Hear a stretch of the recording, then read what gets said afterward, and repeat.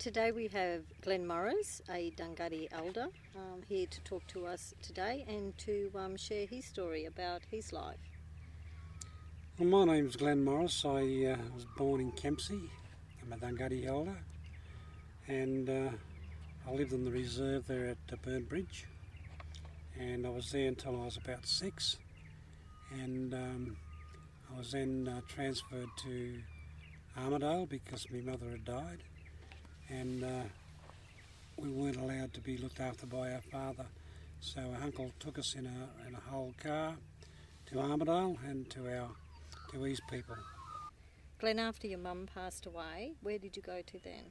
Yeah, we moved to Armidale, and because we weren't allowed to stay in Kempsey when Mum died, because the welfare board was going to take us and adopt us out. So my old father took us up to Armidale to his people, and there was Hal Hardy's there was then looking after us to adopt us so we can stay with them. So it must have been very devastating being removed, like losing your mum and then having to shift to another country. Yes, well, we weren't allowed to even attend her funeral because the welfare board was there waiting for us. And when we got to Armidale, when the welfare board was come out looking for us, we had to, the old Hardys hit us over the back in the back of the reserve in the gullies until such time as that they were allowed to adopt us. And it took a while for one of the old Hardys to say, yeah, well, we'll adopt the 4 children, and then we'll start to get on with life. But we was used to hide from the welfare board. We hid in the manholes of some of the old, when they built the new houses, and in the gullies. It was just terrible. And even when when we was adopted by our Hardys, one of our Hardys, Ira Archibald, she adopted us, and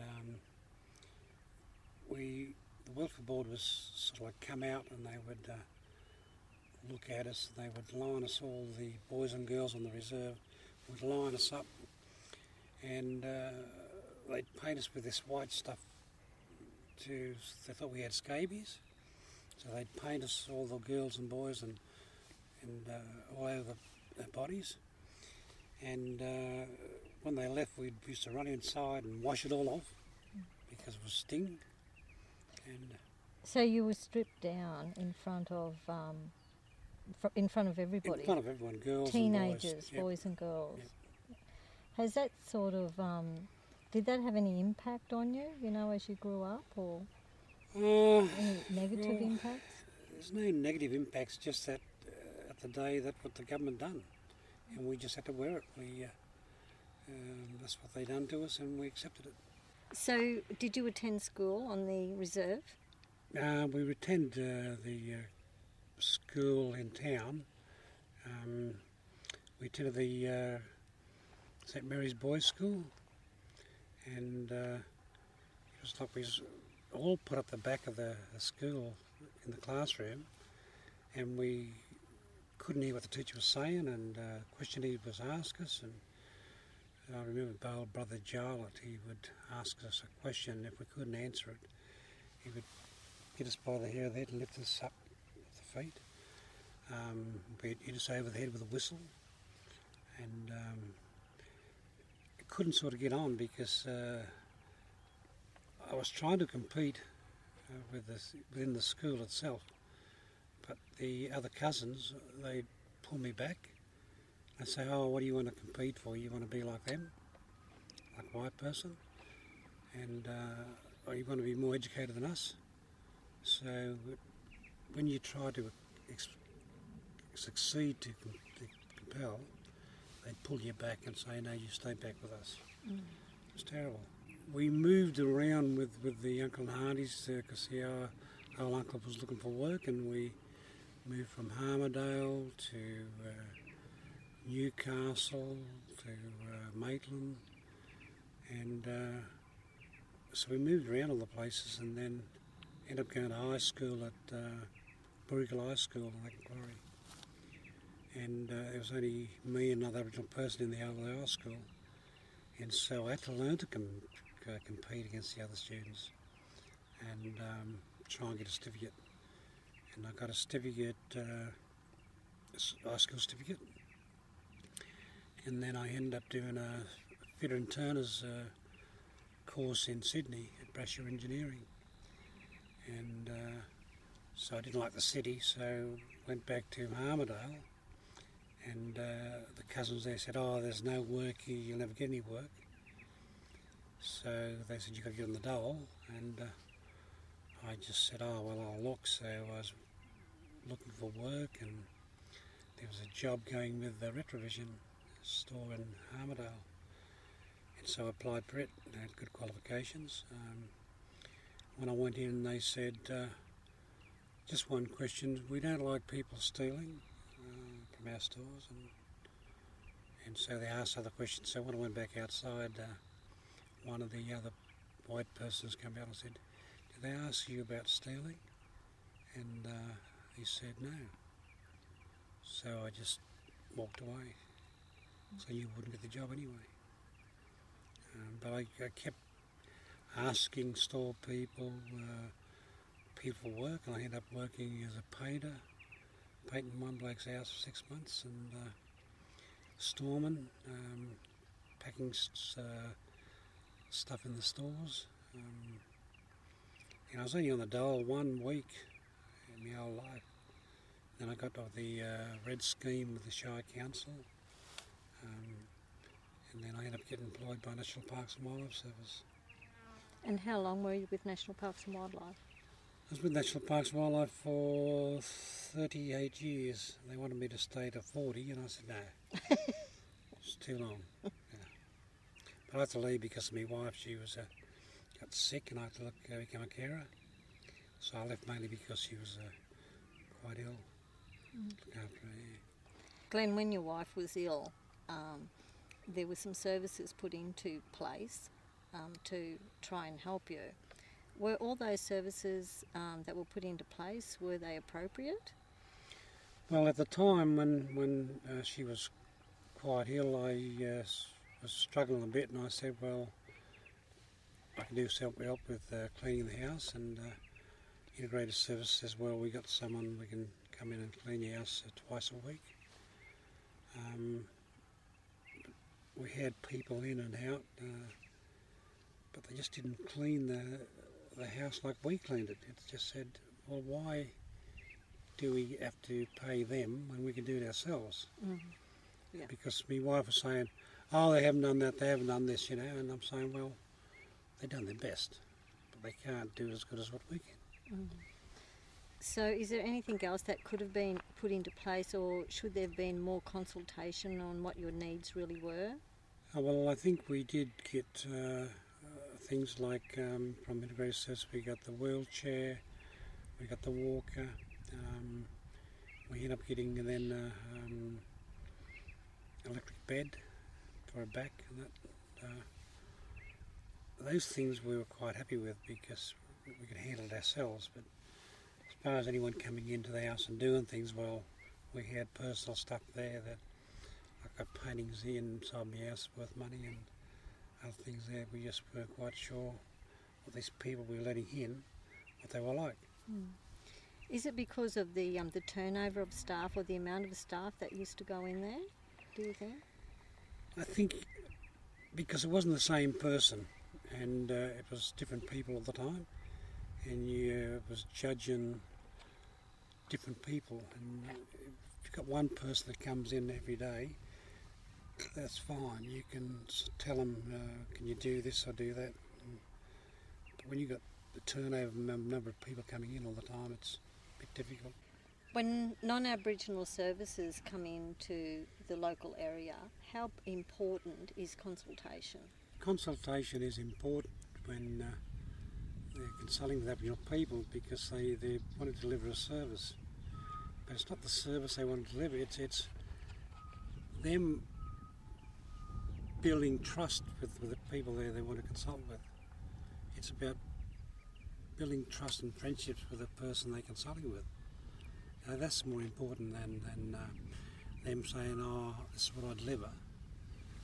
Because then it's Aboriginal people. We've been consulted all our lives about different issues, whether it's medical or whether it's housing or whether it's health. And it's more important for them to make that rapport with us in friendship. So if a service is wanting to consult with Aboriginal people, where would you suggest that they start? Well, I think that they should start with the local organisations like the Land Council, Aboriginal organisations, or they've got Aboriginal people working in health. So they should look at the Aboriginal people that work in health, contact the Land Council, to contact all the organisations they can, because it's better that you let all the people know what you're doing, not just one person or a couple of people, but let them know what the service is you want to deliver in the community. And how do they get to consult with the community? I think it's an individual thing. I suppose that they can organise meetings with the whole of the community at the Land Council or Aboriginal organisation in the town, or they can have that individual consultation with the individual themselves. I think it's important that they do contact the community one first to say this is the service we want to deliver, to let everyone know what service they're delivering. But then it's important then to consult individually. And it's also very important to make sure that that service is something that's needed within the community, isn't it? Yes, I mean, if you know you're good at consulting with the community about a service that's not warranted in the community. When a new health service is coming into the area and the consultation isn't done well within the Aboriginal communities, what do you see as the consequences? If the consultation is not consistent and they're not going to be turning up to consistently to talk to the people, then it's going to fall down. And you've got to remember that you don't just come and promise our people that you're going to deliver the service and you don't deliver it. Because if you don't deliver the service, then you're going to be the worst person going. And they won't talk to you. They won't consult with you. So it's important that that they're consistent and all the time coming back to people time and time again to get that rapport with the people. So if they don't do it, then it's no good. Well, good consultation is going to have good outcomes, and if there's good outcomes, then you're going to have the people are going to be more healthier. The health is going to improve,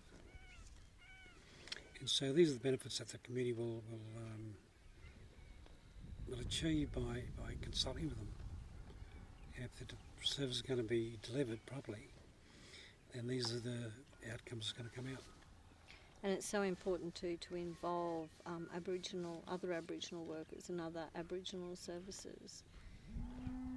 If you're going to deliver one service and there's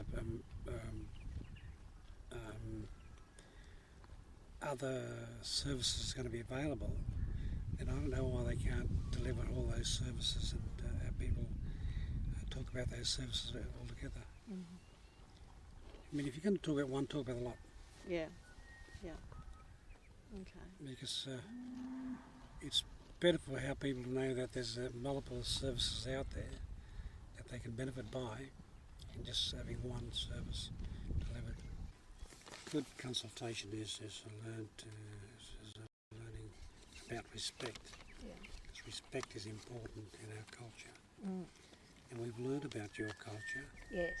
And you haven't really touched on our culture. We've been here for the last 40,000 years, and you need to learn about our culture and the way things that was delivered to us, not the way that you think they should be delivered. Now we know what's best for us because we've walked this country for at least 40,000 years, and you don't need to tell us what's best for us. You must learn from us what's best for us. Don't tell us what you can do for us until you show us that you care. Now that you've learnt from us about what we're going to tell you, there's one thing we haven't told you. One sacred dance. You must all get up and do it. It's a sacred dance. It's formed once a year. It's a sacred dance. Now you've got to do it right. And it's called a Buddha dance. Put your right foot in, put your right foot out, put your left foot in and shake it all about.